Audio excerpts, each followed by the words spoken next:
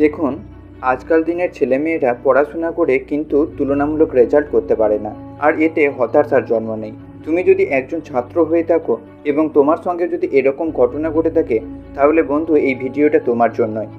আমি একটা ভিডিও তৈরি করতে গেলে অনেক অভিজ্ঞতা ও রিসার্চের তথ্য দিয়ে তৈরি করি, ফলে ভিডিওর কোনো কথা মিথ্যা হওয়ার সম্ভাবনা নেই। তাই আমি বলবো আপনি ভিডিওটা সম্পূর্ণ দেখুন, আপনি উপকৃত হবেনই। দেখুন, একটা কাজ পারফেক্টভাবে সবথেকে ভালোভাবে করাটা মোটেও সহজ কাজ নয়। একটা কাজকে পারফেক্টভাবে করতে গেলে তার পার্শ্ববর্তী অথবা সেটার সঙ্গে জড়িত সমস্ত কিছুর ফাংশনকে আপনাকে ভালোভাবে বুঝতে হবে। কোনো কাজের ফাংশনকে না বুঝলে কখনোই কোনো কাজকে পারফেক্টভাবে করা যায় না। আপনি হয়তো এখনও ক্লিয়ারলি বুঝতে পারছেন না পড়াশোনার সঙ্গে এই কথাগুলোর সম্পর্ক কী, বাট ওয়েট করুন, আমি বুঝিয়ে বলছি। আপনি ধরুন খুব পড়ছেন কিন্তু বুঝে পড়ছেন না, আপনি অবশ্যই ব্যর্থ হবেন। আপনি ধরুন খুব পড়ছেন কিন্তু দ্বিতীয়বার আর রিভাইজ দিচ্ছেন না, আপনি আবারও ব্যর্থ হবেন।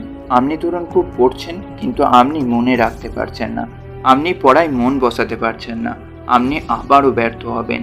আপনি ধরুন খুব পড়ছেন কিন্তু আপনার শরীর খুব দুর্বল, আপনি আবারও ব্যর্থ হবেন। এরপর বোঝা গেল তো পড়াশোনার সঙ্গে কত কি রিলেটেড। তাই আপনি আগে রিলেটেড প্রবলেমগুলোকে সলভ করুন, তারপর আবার পড়তে বসুন। আপনি ব্রেন পাওয়ারকে ইনক্রিজ করার জন্য সকালে ব্যায়াম করুন।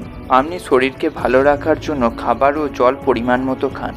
আপনি পড়াকে দীর্ঘ সময় মনে রাখার জন্য বারবার রিভাইজ দিন।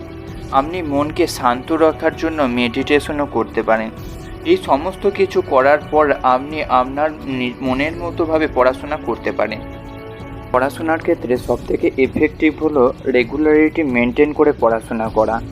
রেগুলারিটি মেনটেন করে কেউ যদি পুনঃ পড়াকে রিভাইজ দেয়, তাহলে সেই পড়াটা খুব ভালোভাবে তার আত্মস্থ হয়ে যায়। আজ এই পর্যন্তই।